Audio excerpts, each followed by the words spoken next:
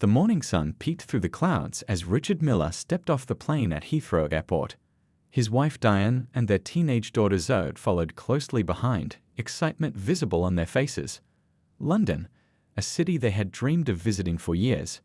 But Richard's face told a different story. His lips were pressed into a thin line, his eyes darting suspiciously at everyone around him. "Too crowded," he muttered under his breath as they made their way through the bustling terminal. "Nothing like the London I saw in movies growing up." Diane shot him a warning glance. "We just got here, Richard. Give it a chance." Their luggage collected, the family headed outside to find their taxi. Richard's mood darkened further when he saw their driver, a cheerful middle-aged man with a thick Jamaican accent who introduced himself as Thomas. "Welcome to London. First time visiting?" Thomas asked, helping them load their suitcases into the trunk. "Yes," Zoe answered enthusiastically before her father could respond. "We're going to see everything, the Tower of London, Big Ben, Buckingham Palace." Thomas smiled warmly at her. "You'll love it. This city has so much history." Richard sat in the front passenger seat, arms crossed tightly over his chest. As they drove through the diverse neighborhoods of East London, his frown deepened. He saw women in colorful headscarves, heard dozens of languages being spoken on the streets, and noticed shops selling foods he didn't recognize. "Doesn't even look like England anymore," he said, just loud enough for Thomas to hear. The driver's smile didn't falter, but his hands tightened slightly on the steering wheel. He'd heard comments like this before. "London has always been a meeting place for people from all over the world. That's what makes it special," he replied politely. Diane leaned forward from the back seat. "The diversity looks wonderful. I can't wait to try some new foods." By the time they reached their hotel in central London, the family was tired from travel. But Richard insisted they start sightseeing immediately. "We're paying enough for this trip. We're not wasting time sitting in a hotel room." They freshened up quickly and headed out to meet their tour guide in the lobby. Aisha greeted them with a bright smile, her British accent crisp and professional. She wore a red blazer with a tour company logo and carried a small flag for the family to follow.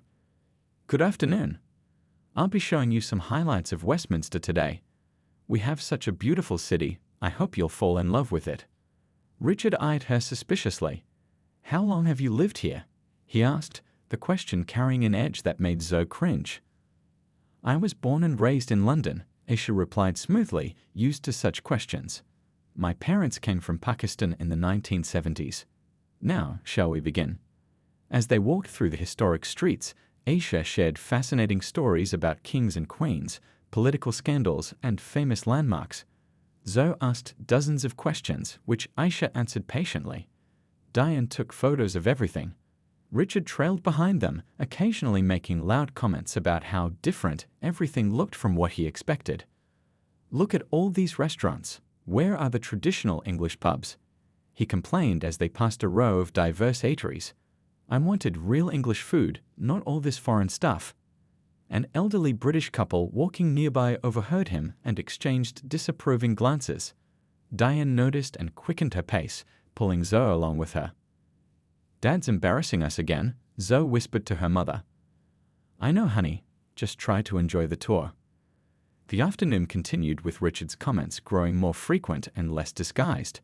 When they stopped for a break near Trafalgar Square, Aisha approached Diane while Richard was buying coffee. "Is everything all right? I want to make sure you're enjoying the tour." Diane sighed. "I'm so sorry about my husband. He's not used to traveling. Please don't take it personally." Aisha nodded understandingly. "Don't worry. Our next stop is Buckingham Palace for the changing of the guard ceremony. It's quite a spectacular sight." As they continued walking, Richard overheard a passing comment about the royal guards. "The guards? Those guys in the funny hats who can't move or smile?" he asked with a smirk. "That I've got to see." Little did he know, his visit to Buckingham Palace would change everything. The next morning arrived with a light drizzle typical of London weather. Richard woke up in a foul mood, complaining about the small hotel room and the unfamiliar breakfast options. Diane and Zoe exchanged weary glances across the table as he pushed away his plate of beans on toast. "What kind of breakfast is this?" he grumbled, loud enough for nearby guests to hear. "Where's the bacon? The pancakes? Dad, we're in England, Zoe reminded him quietly. Try something new. Richard ignored her and ordered coffee, which he declared was too weak when it arrived. By the time they met Aisha in the lobby for their second day of touring, Diane was already exhausted from managing her husband's behavior. Today, we'll see Buckingham Palace for the changing of the guard ceremony, Aisha announced cheerfully. It's quite popular, so we should get there early for a good spot. They joined a growing crowd of tourists heading toward the palace. The rain had stopped and sunlight broke through the clouds, glinting off the palace's golden gates. Aisha explained the history of the royal residence as they walked, but Richard wasn't listening. Instead, he pulled out a small silver flask from his jacket pocket. Richard, Diane hissed when she noticed him taking a swig. It's not even noon. Just keeping warm, he replied with a dismissive wave. English weather, you know. By the time they reached the palace gates, hundreds of tourists had gathered. People from all over the world stood shoulder to shoulder, cameras ready. Aisha guided them to a decent viewing spot and explained what they were about to witness. The changing of the guard ceremony dates back centuries. The guards you'll see are actual soldiers, members of elite regiments with proud histories of service. Richard snorted. Those guys in the funny hats? Come on. They're called bearskins, Aisha corrected politely. And yes, these are real soldiers who have often served in combat before being selected for Royal Guard duty. It's considered a great honor. The crowd hushed as drums and music announced the approach of the new guard. Richard pushed forward slightly, craning his neck to see. As the guards marched into view, perfectly synchronized in their bright red uniforms and tall black bearskin hats, even he seemed momentarily impressed. Then he noticed something that made his expression darken. There's a black one, he muttered, pointing toward one of the guards standing at attention near the palace gates. The soldier stood perfectly still, face impassive under his bearskin hat, eyes focused straight ahead as his training demanded. A woman standing nearby overheard Richard and moved away, pulling her children with her. Zoe felt her cheeks burn with embarrassment. Dad, please stop, she whispered. But the flask had done its work. Richard's voice grew louder as he continued to make comments about the guard's appearance. People around them began to stare, and Aisha stepped closer. Sir, perhaps we should move to another viewing area, she suggested firmly. Why? I paid good money to see this. Those are supposed to be the Queen's guards, right? Protecting British tradition. An elderly British man in a veteran's cap turned around. Those men have served their country with honor, sir. Show some respect. Richard's face flushed red. Don't tell me about respect. This isn't what I came to see. Diane grabbed his arm. Richard, that's enough. You're embarrassing us. But he shook her off and took another drink from his flask. The ceremony continued with its precise movements and formal exchanges, but Richard kept his eyes fixed on the black guard, who remained perfectly still at his post, the very picture of discipline and professionalism. I bet he can hear me, Richard said, his voice carrying. Hey, you, this isn't your place. Several tourists gasped. A security officer in plain clothes began moving through the crowd toward them. Diane pulled Zoe behind her, mortified. Sir, Aisha said firmly, I must ask you to lower your voice or step away from the ceremony. But Richard was beyond listening. The combination of jet lag, alcohol, and his own prejudices had pushed him past the point of reason. He began to move toward the roped barrier that separated tourists from the ceremonial grounds. I just want to ask him a question, he slurred, reaching the rope. Hey, I'm talking to you. The guard remained motionless, staring straight ahead as he was trained to do. But something in his jaw tightened almost imperceptibly. Richard, Diane called out in alarm. Get back here right now. The security officer was only steps away when Richard ducked under the rope. Dad, stop, Zoe cried out, as the crowd around them began to react with a mix of shock and outrage. Richard stumbled forward onto the ceremonial ground, closing the distance between himself and the guard who still hadn't moved a muscle. The scene was set for a confrontation that would soon explode beyond anyone's expectations. A hushed silence fell over the crowd as Richard stumbled onto the ceremonial grounds. The once chattering tourists now watched in shocked disbelief. Even the music from the band seemed to fade into the background as all eyes turned to the unfolding scene. The Royal Guard, Sergeant Anthony Wilson remained perfectly still at his post. His eyes stared straight ahead, his face a mask of discipline despite the commotion. With 15 years of military service, including 2 tours in Afghanistan, Anthony was no stranger to pressure. But never had he faced such a direct confrontation while on royal duty. "Hey you! I'm talking to you," Richard shouted, now only 10 feet away from Anthony. "What are you doing here? This isn't your place." Security officers were rushing toward them, but Richard moved surprisingly quickly for someone who'd been drinking. The crowd's murmurs grew louder, and several people had their phones out, recording the incident. "Richard, stop this right now," Diane screamed from behind the rope. Zoe stood frozen in horror, tears welling in her eyes as she watched her father make a complete fool of himself, and worse. Anthony maintained his stance, eyes forward, rifle perfectly positioned against his shoulder. The only sign that he even noticed the commotion was a slight flaring of his nostrils.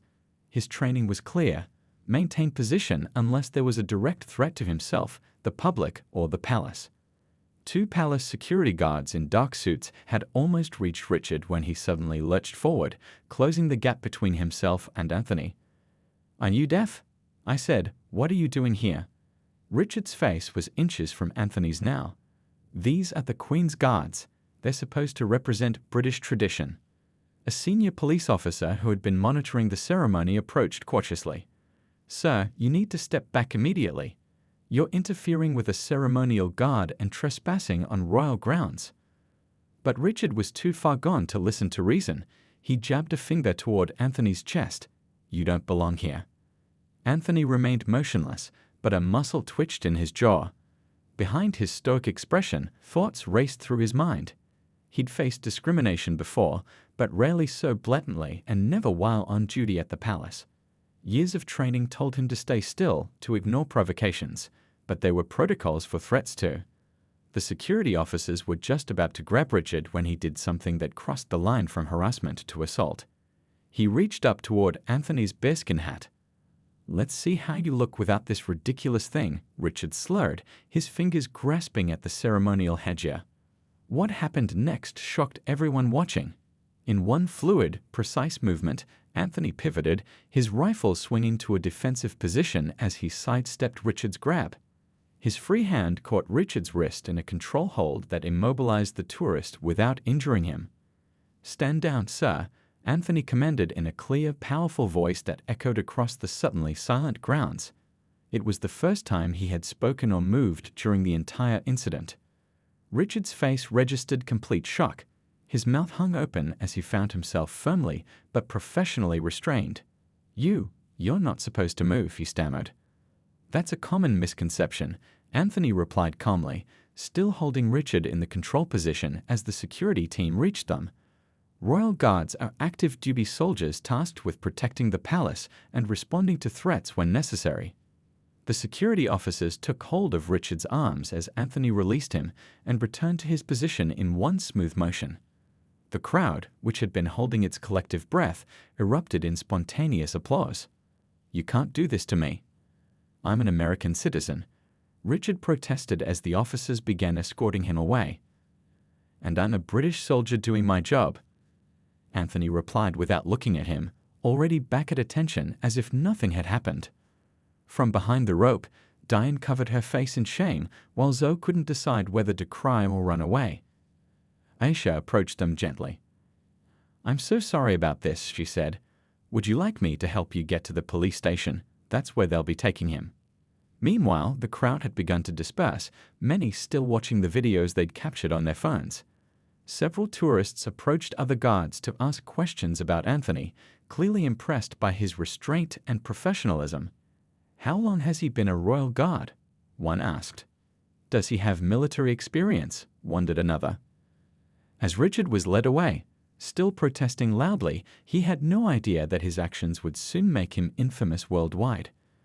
Videos of the incident were already being uploaded to social media, where they would quickly go viral. Back at his post, Anthony stood at attention, face forward, the perfect picture of dignity and discipline, a silent rebuke to everything Richard had tried to claim about who belonged where. Richard sat on a hard wooden bench inside the police station, his head hanging low between his shoulders.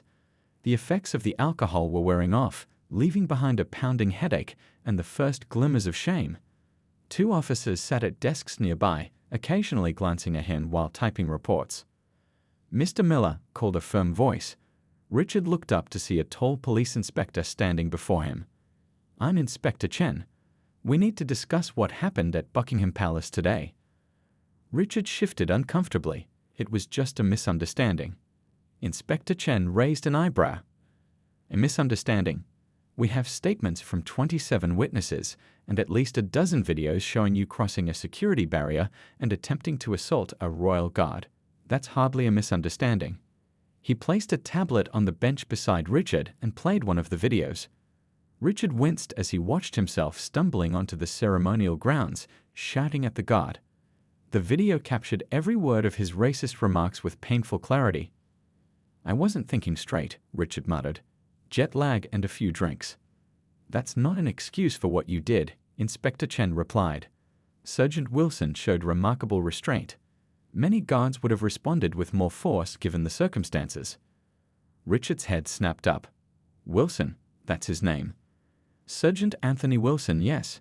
15 years of distinguished military service, 2 tours in Afghanistan, and 5 years with the Royal Guard.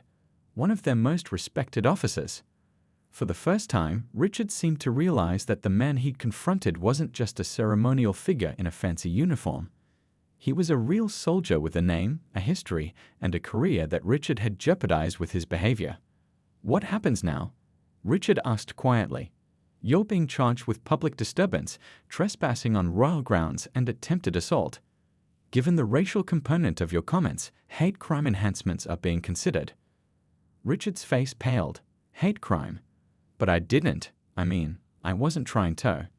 "Your words were quite clear on the videos, Mr. Miller." A police officer approached and whispered something to Inspector Chen, who nodded. "Your wife and daughter are here," he told Richard. "They've arranged for legal representation." Diane and Zoe entered the room moments later, followed by a woman in a crisp business suit who introduced herself as Catherine Powell, a solicitor. Diane wouldn't meet Richard's eyes, and Zoe kept her distance, standing near the door as if ready to escape. "Can I have a moment with my client?" Catherine asked. The inspector nodded and stepped away. "Richard, what were you thinking?" Diane finally burst out, her voice barely above a whisper. "Do you understand what you've done? It's all over the internet already." "What do you mean?" Richard asked, his stomach sinking. Catherine pulled out her phone and showed him.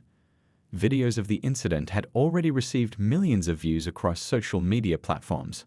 Headlines called him racist American tourist and praised Sergeant Wilson's professionalism. "Your face is clearly visible," Catherine explained. "And the audio picked up everything you said." Richard put his head in his hands. "Can we make this go away?" "No," Catherine replied firmly. "The best strategy is to take responsibility, express genuine remorse, and hope for leniency from the court." Zoe finally spoke up, her voice trembling. "Dad, how could you? That guard, Sergeant Wilson, he was just doing his job. And you attacked him because of the color of his skin." The simple truth in his daughter's words hit Richard harder than anything else. He looked at her tearful face and saw not just disappointment, but a fundamental loss of respect. "I've booked us flights home," Diane said quietly.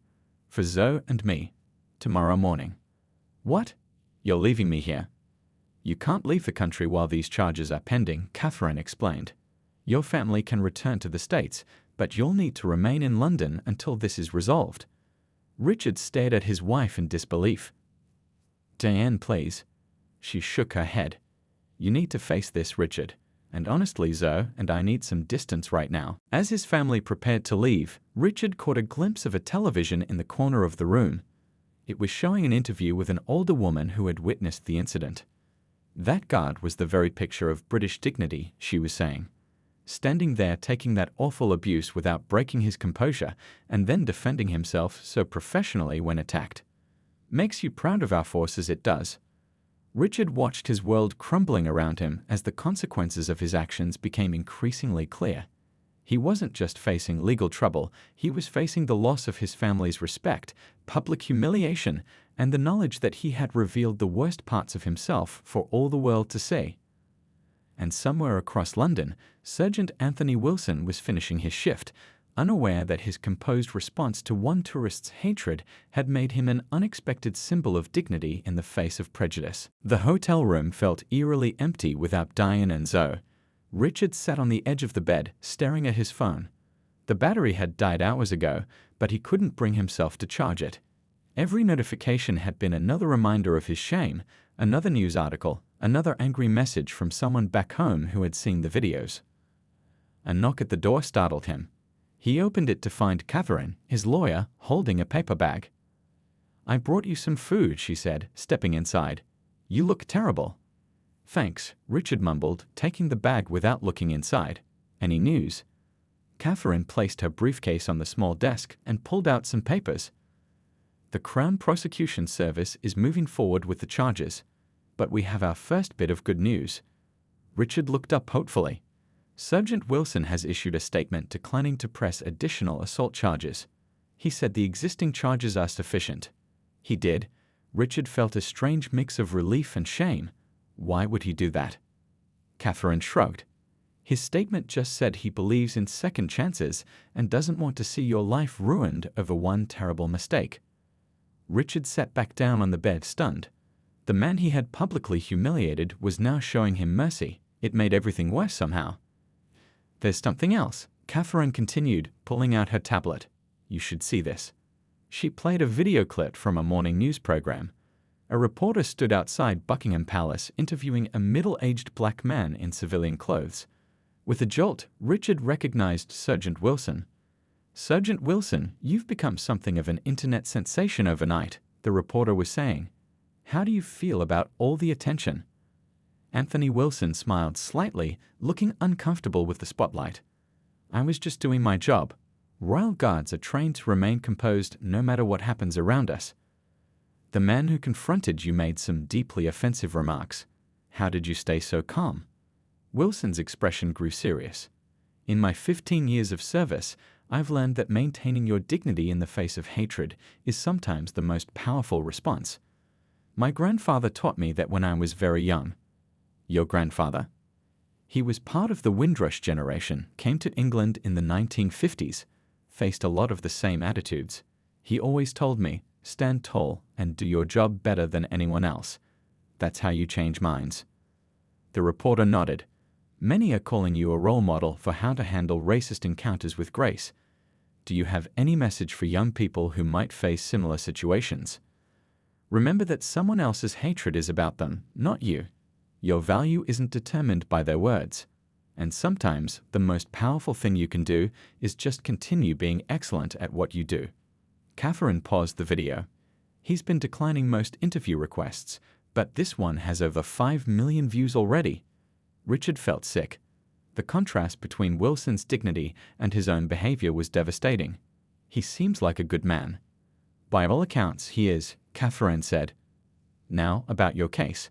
The hotel has agreed to let you stay until your court date next week, but after that, you'll need to find other accommodations if you're required to remain in the country." Richard nodded numbly. "And you should know that your company issued a statement distancing themselves from your actions. They've placed you on unpaid leave pending an internal review." "They what?" Richard grabbed his phone and fumbled to charge it. "They can't do that. I've worked there for 20 years. "They can, and they have," Catherine replied calmly. "Your actions have gone viral worldwide, Richard. There are consequences for that." As his phone powered on, Richard was flooded with notifications. Messages from colleagues, neighbors, even his brother, all expressing shock and disappointment. But what caught his eye was a text from Diane. "Zoe won't speak to me," it read. "She says she's ashamed to be your daughter. What am I supposed to tell her, Richard? How do I explain what you did?" Richard had no answer. For the first time, he truly began to understand the ripple effects of his actions, how his moment of hatred had damaged not just his life, but the lives of those he loved most. He looked back at the frozen image of Anthony Wilson on Catherine's tablet. The guard stood tall in his civilian clothes, speaking with quiet confidence about dignity and excellence. "What time is my court appearance?" Richard asked finally. "Tuesday at 10 a.m. And Richard? I strongly recommend you use these days to think carefully about what you're going to say to the judge. Your words will matter greatly." As Catherine packed up her briefcase, Richard sat in silence, wondering if there were any words that could possibly make amends for what he had done, and if he even deserved the second chance that Sergeant Wilson seemed willing to give him. The courtroom was smaller than Richard had imagined. No grand wood paneling or impressive architecture, just a practical modern room with uncomfortable benches and fluorescent lighting. Catherine sat beside him at the defendant's table, reviewing notes one last time. "Remember what we discussed," she whispered. "Be honest, show genuine remorse, and take full responsibility." Richard nodded, tugging at his tie. He'd spent a small fortune on a new suit for the court appearance. As if looking respectable now could somehow undo the damage of that day at Buckingham Palace. The door opened, and Richard's heart nearly stopped when he saw who entered. Sergeant Anthony Wilson, in civilian clothes, a simple navy suit with a red tie, walked in quietly and took a seat in the back row. Their eyes met briefly before Richard looked away, unable to hold the gaze of the man he had humiliated. "All rise," called the court officer as the magistrate entered. The proceedings began with a reading of the charges and a summary of the incident. Richard stared at his hands as the prosecutor described his actions in clinical detail, every word a fresh reminder of his shame. "How does the defendant plead?" the magistrate asked. Richard stood on shaky legs. "Guilty, Your Honor." The magistrate nodded. "The court accepts your plea. We'll proceed to sentencing statements." The prosecutor went first, describing the public nature of the offense, the racist language used, and the impact on London's reputation as a welcoming city for tourists. He recommended a substantial fine, community service, and a suspended jail sentence. When it was Catherine's turn, she approached the bench with measured confidence. "Your Honor, my client fully acknowledges the inexcusable nature of his actions. He has no prior criminal record and has demonstrated genuine remorse. While this doesn't excuse his behavior, I ask the court to consider that Mr. Miller is already facing significant consequences: the loss of his job, public humiliation, and the damaged relationship with his family." Richard barely heard her words. His attention kept drifting to where Wilson sat, calm and composed in the back of the courtroom. Why had he come? To see justice served? To witness Richard's punishment? "Mr. Miller," the magistrate said, pulling Richard back to the moment. "Before I decide on sentencing, do you wish to address the court?" Richard stood again, unfolding the paper where he'd written his statement. He'd worked on it for days, scribbling and crossing out words, trying to find the right way to express what he needed to say. But as he looked down at the paper, the carefully crafted words suddenly felt hollow. He set the paper aside. "Your Honor, I've spent days trying to write an apology that would somehow make sense of what I did. But there's no explanation that justifies my behavior. The truth is simple and ugly. I let prejudice that I've carried for years boil over into public hatred." Richard paused, gathering courage to continue. "I could blame the alcohol or the stress of travel, but that would be another lie. What happened at Buckingham Palace wasn't a momentary lapse. It was just the first time my prejudice became visible to everyone else, including my wife and daughter." He glanced toward Wilson, then quickly away. "I've lost my family's respect, my job, and any dignity I might have had. But what haunts me most is knowing the hurt I caused Sergeant Wilson, a man who serves his country with honor, who showed more character in that moment than I've demonstrated in my entire life." Richard's voice cracked slightly. "I don't expect forgiveness, Your Honor. I just want to say publicly that I am deeply sorry, not just for breaking the law, but for the hatred I displayed. Whatever sentence you give me, I accept it completely." The courtroom was silent as Richard sat down. The magistrate studied him thoughtfully before speaking. "Mr. Miller, the law must respond to actions, not just to remorseful words after the fact.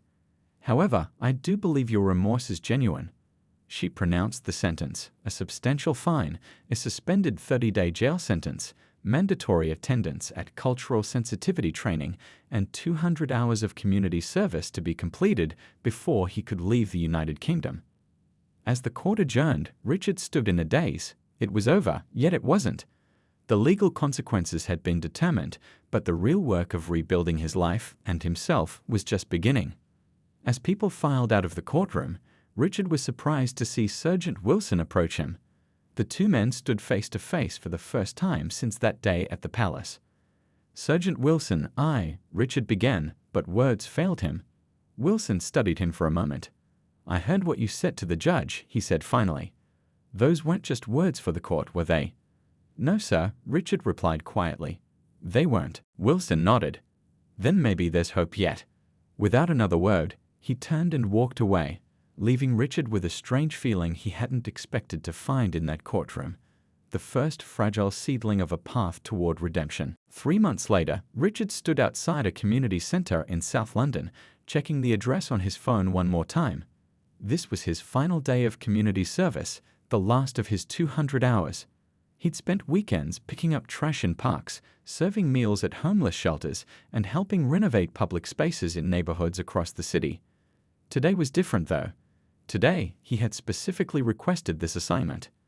He took a deep breath and walked inside. The center was buzzing with activity, children running around a gymnasium, teenagers gathered around tables with books, and adults chatting in small groups. A woman at the reception desk smiled as he approached. "You must be Richard," she said warmly. "I'm Priya, the center coordinator. Thanks for coming today." "Thanks for having me," Richard replied, surprised by her friendly greeting. Most people who recognized him weren't so welcoming. "Anthony told me you'd be helping with our youth mentoring program today," she said, leading him through the building. Richard's step faltered. "Anthony? You mean Sergeant Wilson?" "Yes, though we just call him Anthony here. He's been volunteering with us for years, even before." She trailed off, clearly not wanting to reference the incident. "Before I made a fool of myself at Buckingham Palace," Richard finished for her. Priya smiled kindly. "We all make mistakes. It's what we do afterward that counts." She led him to a classroom where about 15 teenagers sat in a circle of chairs. Sergeant Wilson, Anthony, stood at the whiteboard, pointing to a list of careers. "Richard, welcome," Anthony said, turning to greet him. The teenagers looked curiously at the newcomer. "Everyone, this is Mr. Miller. He's joining us today to share his experiences." Richard nodded awkwardly, unsure what to say. When Catherine had told him Anthony was involved with a community center, Richard had immediately requested to complete his final hours here. But now that he was standing in front of these kids, he felt completely out of place. "Please have a seat," Anthony said, gesturing to an empty chair. "We were just discussing career paths and challenges people face in the workplace." For the next hour, Richard listened as the teenagers, mostly from immigrant families or disadvantaged backgrounds, talked about their dreams and fears about the future. Anthony guided the conversation with patient questions, offering advice and encouragement. "Mr. Miller," Anthony said suddenly, "would you mind sharing your story with the group? About how one moment of poor judgment can impact a career." Richard froze. Was this some kind of punishment? But looking at Anthony's face, he saw no malice, only a genuine belief that Richard's experience might help these kids. Richard cleared his throat. "I lost a job I'd had for 20 years because I let prejudice control my actions. I said and did things that hurt someone else, and it was all captured on video." The teenagers watched him intently. No judgment in their young faces, just curiosity. "The worst part wasn't losing my job," Richard continued. "It was seeing myself clearly for the first time, seeing the ugliness I'd been carrying around for years. And knowing my daughter saw it too." One girl raised her hand. "Did you ever fix things with your daughter?" Richard smiled sadly. "We're working on it. She texts me now. Small steps." After the session ended, Anthony walked Richard to the door. "Thank you for coming today," Anthony said. "I wasn't sure you would." "I almost didn't," Richard admitted. "It's not easy facing you after what happened." Anthony nodded. "The hardest person to face is yourself." They stood in silence for a moment before Richard spoke again. "I fly home tomorrow. My community service is complete." "And what will you do when you get home?" Richard had thought about this question for months. "I've been offered a job at a smaller company, less pay, but a fresh start. And I've signed up to volunteer at a community center like this one back home." Anthony smiled slightly. Good, that's good. I want you to know, Richard said, choosing his words carefully, that day at the palace, it changed me. Not just because I got caught or punished, but because seeing your dignity in the face of my hatred, it forced me to confront things about myself I'd ignored for too long. Change is never finished, Richard, Anthony replied. It's a daily choice. As they shook hands, Richard knew Anthony was right. The work of remaking himself would never truly be complete. The videos would always exist online. Some people would never forgive him. But as he walked away from the community center, he felt something he hadn't expected to find in London, a sense of purpose. His terrible mistake had stripped away his old life, but in its place was the possibility of building something better, something more honest, more compassionate. And it had started with a royal guard who had chosen dignity over vengeance and offered a path to redemption that Richard had never imagined possible.